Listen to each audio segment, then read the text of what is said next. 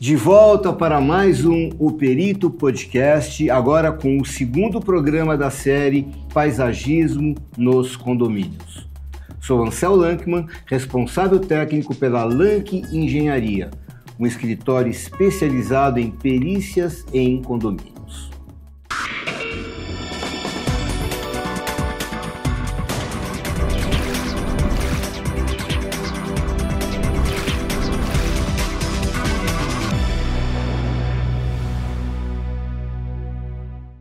Nesse nosso segundo programa, assim como no primeiro, teremos a participação da paisagista Suzana Udler. Oi, Suzana, tudo bem? Hello. De volta conosco aqui com nossos amigos síndicos, né?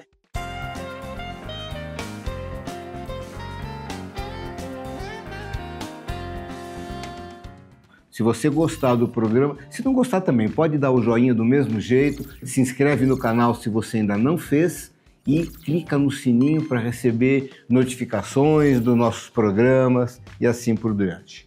O nosso subtema, vamos dizer assim, desse programa está relacionado com a seleção de espécies. É uma coisa muito técnica, saber conhecer, ter um domínio amplo sobre que espécies de plantas eu tenho à disposição e quais que eu vou escolher para determinada situação. Então eu te faço uma pergunta assim para a gente poder começar a nossa conversa, né? Que critérios você utiliza para escolher o tipo de planta que vai num determinado local?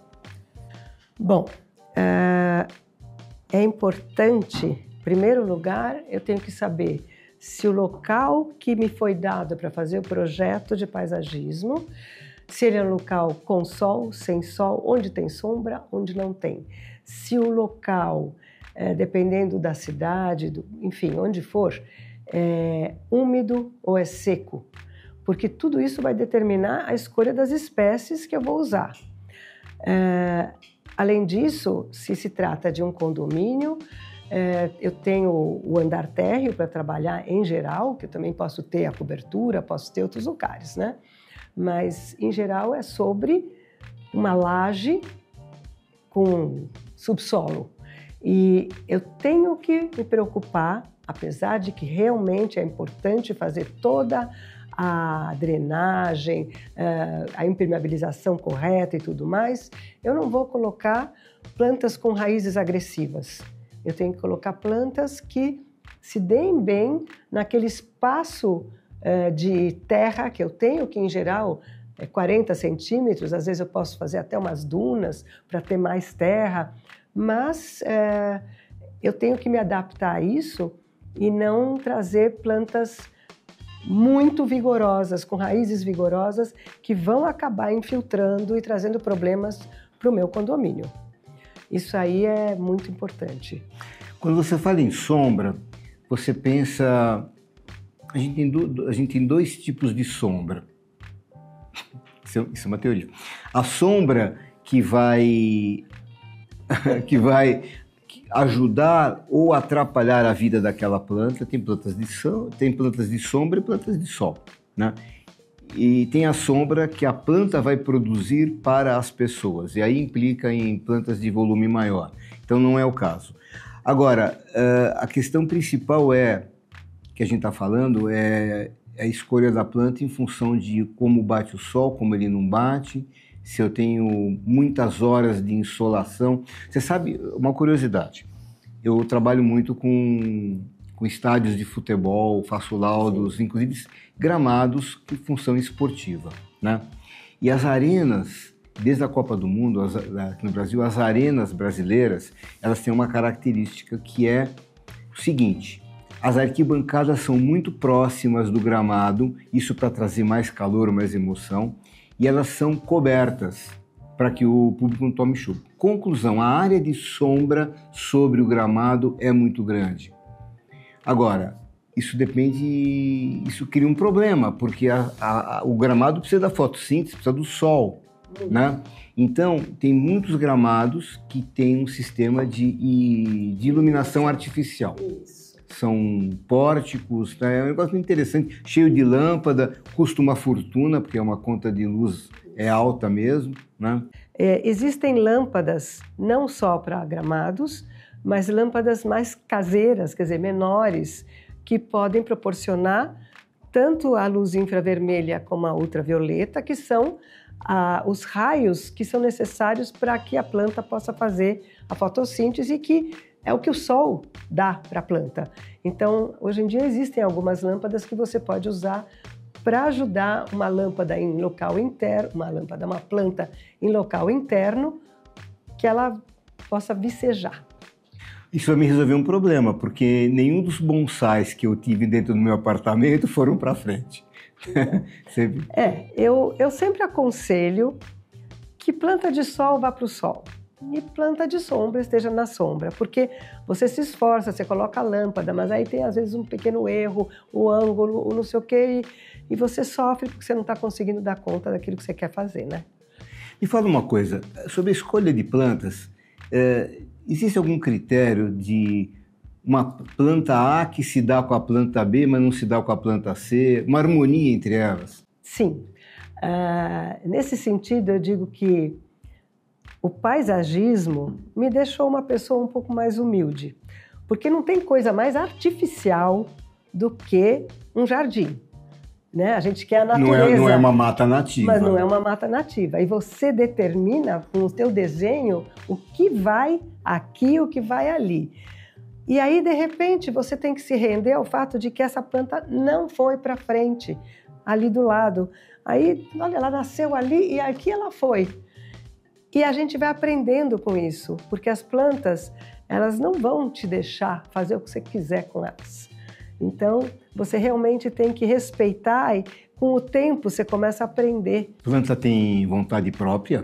De alguma forma, ela tem. Não é como a gente, mas ela tem. Ela tem toda uma... Elas têm uma sociedade.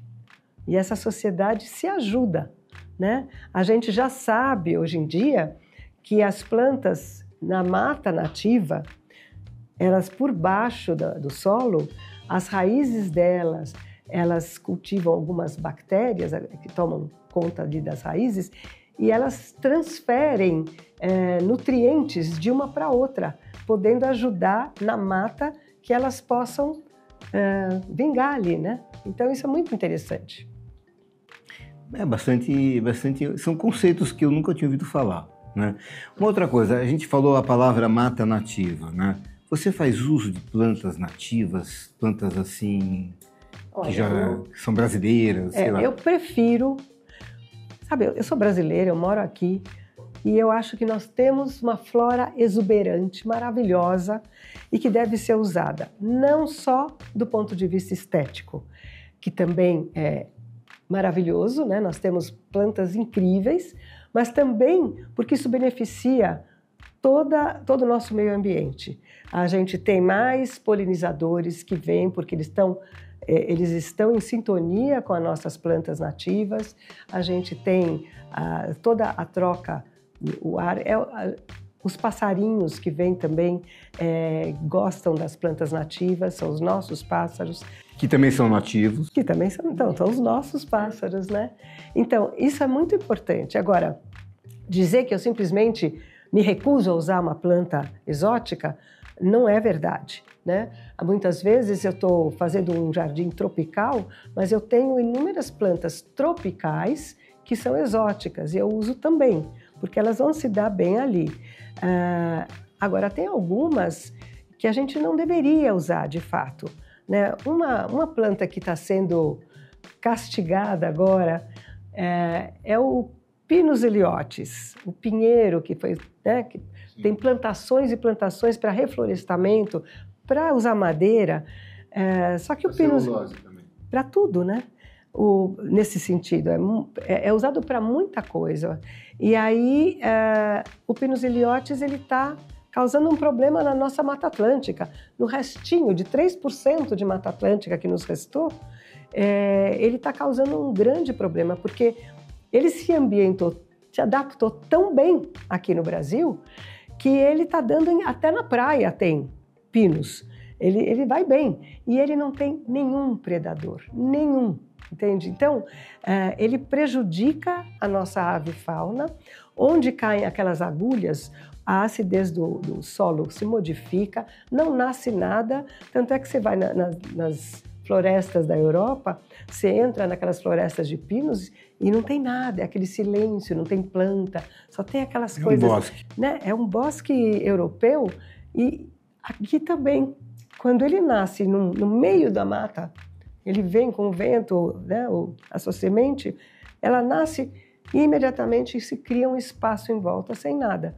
Então, não se aconselha mais plantio de pinos ilhotes por aí, né? Então, e claro, a gente não vai plantar pinheiro, não deve plantar pinheiro em condomínio, não só por causa disso, mas porque são plantas de raiz apical.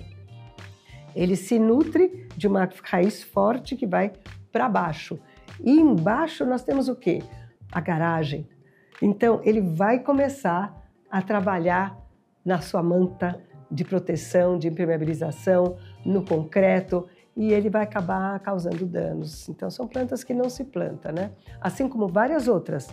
Está falando de espécies, eu não posso plantar bambus, que também acabam fazendo um estrago. Eles têm rizomas, eles vão dando em tudo quanto é lugar, vão indo e vão prejudicando também o piso do nosso vaso, que é o nosso jardim de condomínio, né? Conclusão, quando a gente fala assim em área verde, essa palavra verde, ela por si só não é a solução para tudo, ela pode trazer problemas também se for um verde mal escolhido. Isso.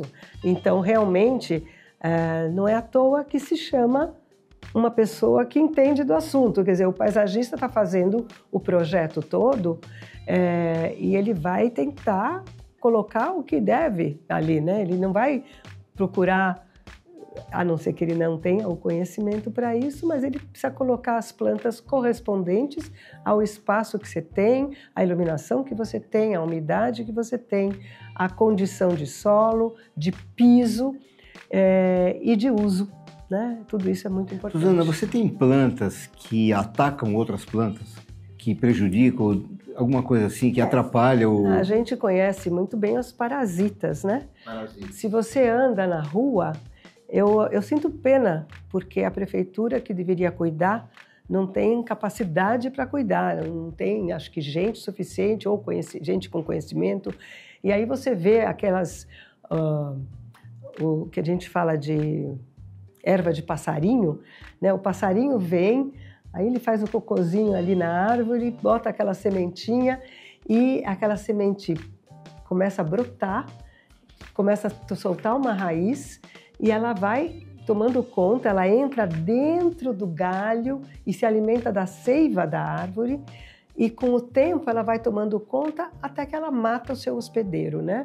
Tem outras que também são tipo figueiras e coisas do gênero que são colocadas, ou chefleras, braçaias, elas nascem no galho lá em cima, como tem uma umidade, um humus ali na axila da planta, aquilo ali é nutriente, ela brota, solta a raiz. Ela é pequena, bonitinha, a raiz vai descendo, descendo, as raízes quando chegam no chão, entram no solo, e ela começa a crescer vigorosamente, abraçar a árvore até asfixiar e acabar com ela. E só sobra realmente essa parasita, vamos dizer, essa planta que tomou conta da árvore e matou ela. Então existem muitas espécies desse tipo. Quer dizer, no seu trabalho, então, significa então, identificar uma espécie predatória e acabar com ela em tempo hábil. Ou podar, ou deixar ela pequenininha, alguma coisa assim. Quando você sabe que é uma planta que vai acabar com a outra, que você quer que permaneça lá, você tira ela. Não adianta arrancar uma parasita. Você tem que arrancar o galho, porque ela já está lá dentro. Você tem que ir lá no começo. Lembrei de uma outra coisa. Eu moro em apartamento, moro nos Jardins, que é um bairro só de prédios, né? As pessoas dão de presente flores, orquídeas.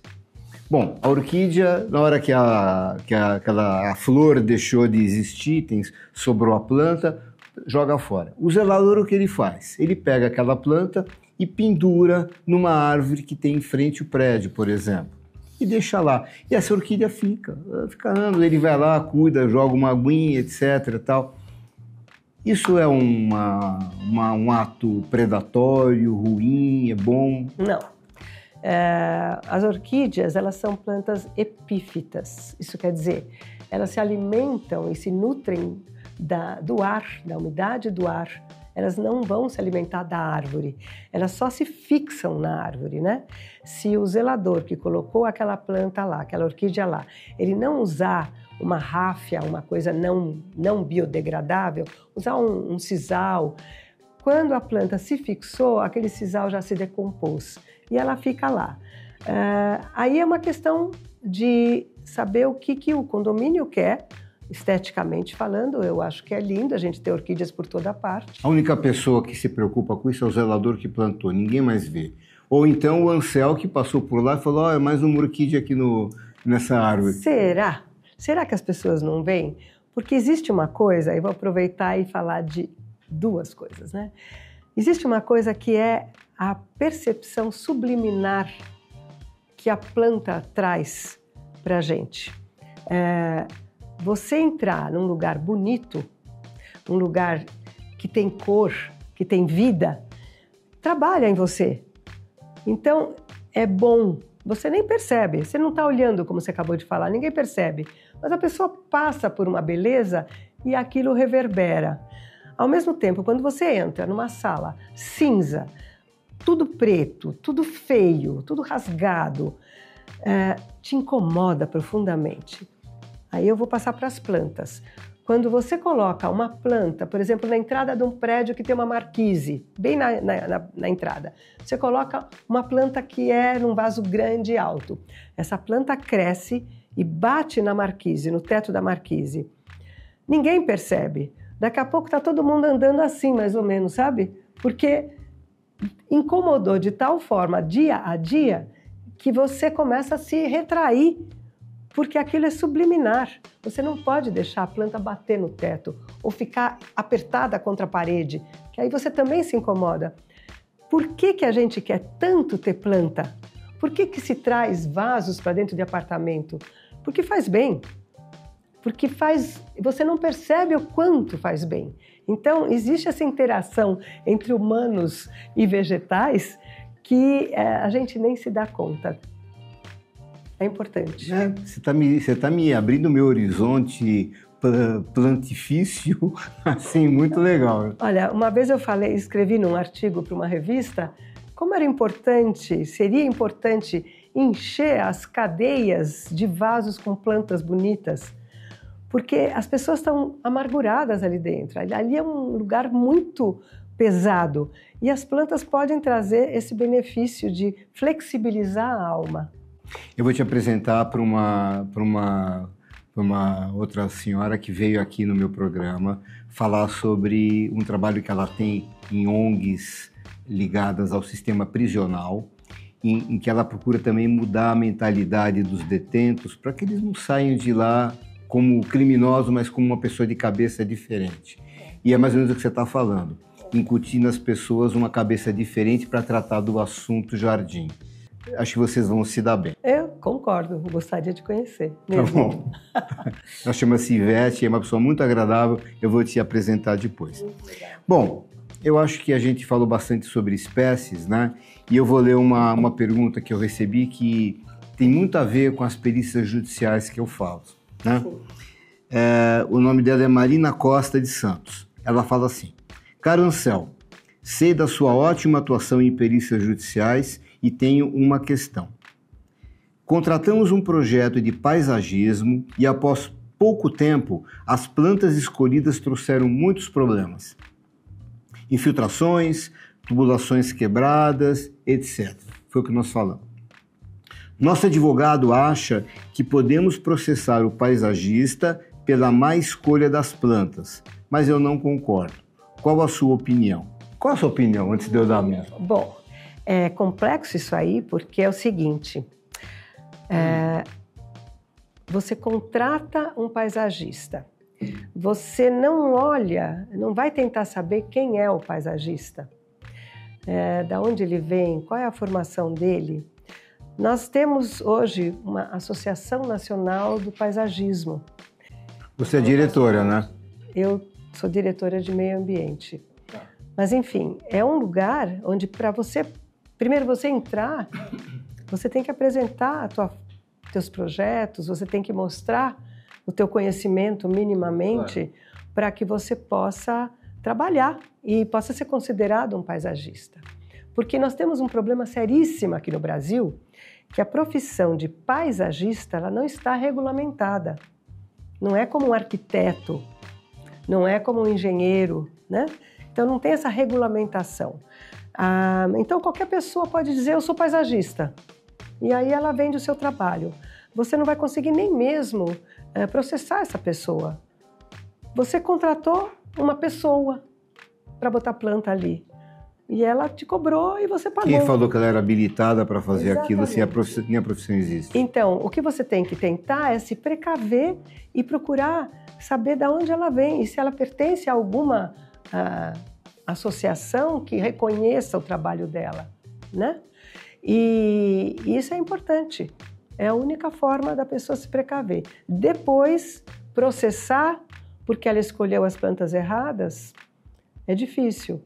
E tem mais uma coisa que é muito importante no projeto de paisagismo, que a gente estava falando de espécies, é que o paisagista sabe, ou deve saber, que uma planta, quando você planta que está desse tamanho, pode virar uma planta de 7 metros de diâmetro, né? Como uma figueira, como um flamboyant, por exemplo, com 10 metros de diâmetro. Não adianta você encher o jardim para ficar lindinho na hora que você entrega. Você tem que pensar como é que ele vai se desenvolver, pensar sempre na planta adulta. E o paisagista tem que saber isso. Se a pessoa não sabia, é porque ela não tinha conhecimento. Ela apenas se chamou de paisagista. Bom, então eu vou complementar o que você falou com a minha visão de engenheiro acostumado com perícias, tá? Como você falou, uma planta é uma coisa que se desenvolve. Ela cresce, ela engorda, ela, enfim, se multiplica. É um ser vivo, né? Nas coisas inanimadas, que, por exemplo, que é um edifício, uma edificação, uma parede, um muro, etc., né? Eu tenho que pensar lá na frente o que vai acontecer. O ralo precisa de manutenção, precisa ser limpo, ele está sujeito a entupir, um telhado está sujeito a uma telha quebrar e assim por diante. Então, eu tenho que prover o meu cliente, o destinatário final daquela edificação, de meios de manutenção. Então eu tenho que orientá-lo ao que ele tem que fazer para manter aquilo funcionando, limpo, e até o momento dele trocar, porque aquilo depois de alguns anos ficou obsoleto, ficou ineficiente, não funciona mais. Tá? Então eu acho que um projeto de paisagismo ele tem que ser acompanhado de um manual de cuidados, manual de manutenção, para orientar o camarada o que ele fazer. Não deixe essa planta, por exemplo, não deixe essa planta crescer mais de 1 metro de altura, por exemplo, né? Aí você está coberta de uma eventual responsabilização pelo maltrato que o cliente acabou dando para aquele jardim. Sim. Eu concordo com você, mas eu acho que ele não deveria ter plantado aquela planta que ele não quer que tenha mais de 1 metro de altura e ela tem 5 metros de altura quando ela ficar adulta. Porque existem inúmeras plantas que podem ser usadas. Não precisa botar aquela justamente que vai ficar com 5 metros se o condômino, se o síndico, se sei lá quem, não cuidar e não podar. Você eu, por exemplo, sempre deixo bem claro qual é a manutenção do jardim. E a manutenção também envolve as podas. A gente tem 2 tipos de poda, poda de limpeza e poda de formação, né? A poda de limpeza, o que é? A poda que vai tirar todos os galhos secos, tudo aquilo que sobrecarrega a planta e ela fica mais livre. A poda de formação é aquela que vai dar o formato à planta, em geral permitindo mais entrada de ar, de luz, para que ela frutifique melhor, né? Então, são podas e são coisas feitas por alguém que tem a capacidade para isso. né? Você simplesmente chegar para o teu zelador e falar, ai, poda aquela planta, ele não vai saber, ele vai talvez cortar sem o cuidado. Por exemplo, quando você tem uma planta, desculpa a minha mão, é mão de jardineiro, né? É mais ou menos isso. Tem um galho aqui, isso aqui é uma axila.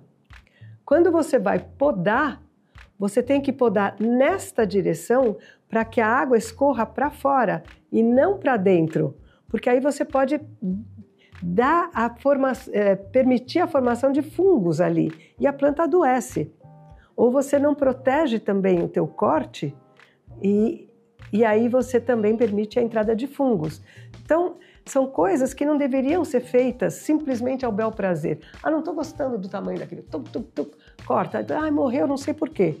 Não sei o que aconteceu, a gente cuidava tanto, regava tanto, mas não é assim. Existe um conhecimento a respeito até das podas, da formação, das alturas. Resumindo, Suzana, quando a gente vai escolher uma planta, você tem que pensar no fator humano de quem vai cuidar, fazer com que a escolha requeira o mínimo possível de uma ação humana que você sabe que pode ser que não seja boa. Isso é o mínimo, né? É muito importante. Será que é por isso que morreram meus bonsais? O bonsai, ele é uma planta em que você... É que nem os pezinhos das chinesas de antigamente que o pessoal não deixava crescer, né? Sim.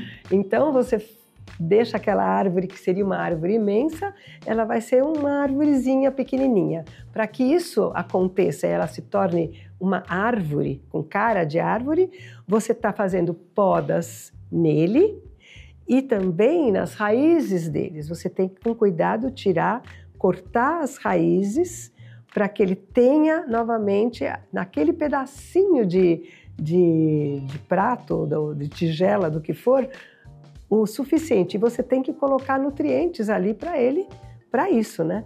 Então, exige um cuidado que vale a pena você estudar para isso, para saber como tratar o teu bonsai. Tem inúmeros cursos que você pode fazer para não matar o teu bonsai. Tá ótimo. Suzana, obrigado por a gente conversar sobre as espécies. Foi muito legal, bacana.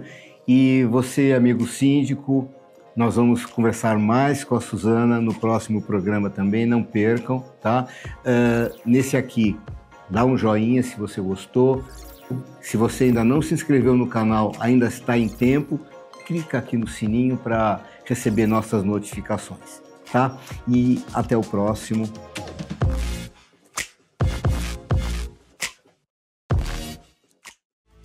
Conde TV.